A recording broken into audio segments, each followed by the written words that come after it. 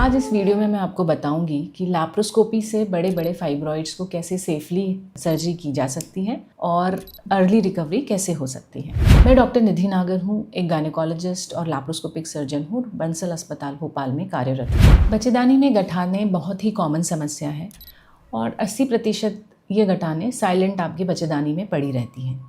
मगर अगर आपको सिम्टम्स आने लगते हैं, जैसे कि अत्यधिक रक्तस्राव होना या पेट में बहुत दर्द रहना या फिर कंसीव करने में दिक्कत आना या बार बार मिसकैरेजेस होना, तो आपको फाइब्रॉइड्स के बारे में सोचना चाहिए।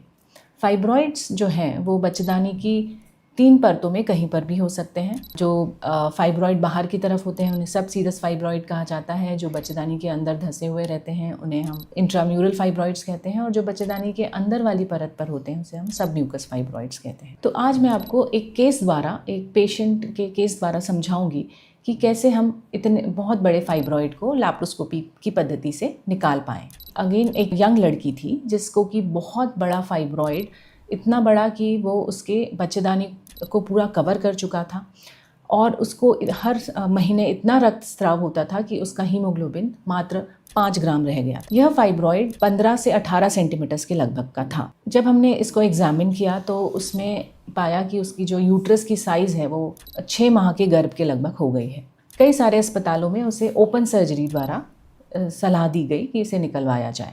हमने उसकी MRI करवाई जिसमें कि हमें पता लगा कि एक सिंगल फाइब्रॉइड है और जो कि उसके बच्चेदानी को पूरा कवर किया हुआ है और अंदरूनी सतह, जिसको हम एंडोमेट्रियल कैविटी कहते हैं, उसमें भी पूरा धंसा हुआ है। हम इसमें जो इन्वेस्टिगेशंस एडवाइस करते हैं उसमें बहुत इंपॉर्टेंट होता है MRI, जिसमें कि हमको फाइब्रॉइड के नेचर के बारे में पता लगता है। उसमें हम अच्छे प्रकार से मायोमा को मैप कर लेते हैं, फाइब्रॉइड को मैप कर लेते हैं कि ये कहाँ कहाँ तक फैला हुआ है। तो MRI कराने के बाद हमने ये डिसाइड किया कि हम इसको लैप्रोस्कोपी पद्धति से ही निकालेंगे।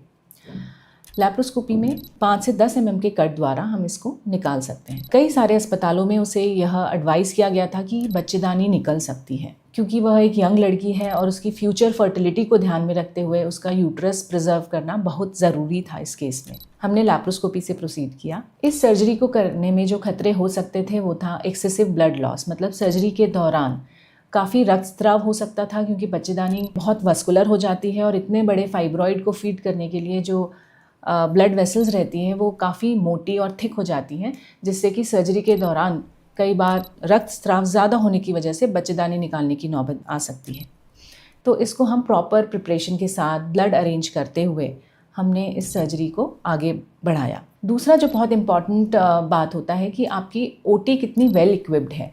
अच्छी OT में जहाँ पर अच्छी 3D लैप्रोस्कोपी सिस्टम अवेलेबल है और साथ में अत्याधुनिक जो आपके इंस्ट्रूमेंट्स होते हैं, जिसमें कि हार्मोनिक आता है। हार्मोनिक एक ऐसा इंस्ट्रूमेंट है जो कट करता है और जिससे ब्लड लॉस बहुत कम हो जाता है और आपका जो कट और प्रिसिशन है सर्जरी की वो काफ़ी बढ़ जाती है। तो बहुत ही प्रिसिशन और सेफ्टी के साथ हमने इस ऑपरेशन को चालू किया।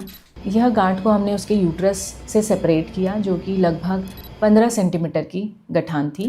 15 सेंटीमीटर के लगभग की गठान निकालने के बाद में हमने यूट्रस को प्रॉपरली क्लोज़ किया। उसके नॉर्मल जो साइज़ और शेप में यूट्रस आ गया उसको अच्छे से 3 और 4 लेयर्स में क्लोज़ करने के बाद में हमने ये अश्योर किया कि कहीं हेमरेज तो नहीं है। और उसके बाद अब इतने छोटे से चीरे में से इतनी 15 सेंटीमीटर की गठान निकालना एक चैलेंज होता है।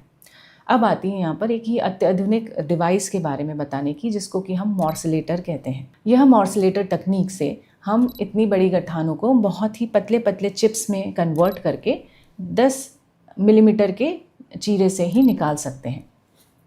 अब हमको यहाँ पर जो सेफ्टी पॉइंट ध्यान रखना होता है कि इस मॉर्सिलेशन की पद्धति को हम एक बैग के अंदर सुरक्षित तरीके से करते हैं, जिसको कि इन बैग मॉर्सिलेशन कहा जाता है, जिससे कि ये जो गांठ की चिप्स निकालते वक्त ये इधर उधर छोटे छोटे जो इसके पीसेस हैं यह इधर उधर फैले ना। तो इस पद्धति को इन बैग मॉर्सिलेशन किया जाता है। तो मैं इस वीडियो के माध्यम से आपको बताना चाहूँगी कि इन बैग मॉर्सिलेशन आप अपने डॉक्टर से, जहाँ पर आप अपनी फाइब्रॉइड्स निकलवाने की प्लान कर रहे हैं, तो आप इस बात को ज़रूर ध्यान से अपने डॉक्टर से पूछें कि मेरी गठान को अगर आप लैप्रोस्कोपी द्वारा निकाल रहे हैं तो क्या इन बैग मॉर्सिलेशन पद्धति से निकालेंगे। यह बहुत ज़रूरी है जानना। तो लैप्रोस्कोपिक सर्जरी के बाद इस पेशेंट की रिकवरी बहुत फास्ट हुई, क्योंकि जो टाँकों का साइज़ था वो बहुत छोटा था और ब्लड लॉस बहुत कम हुआ।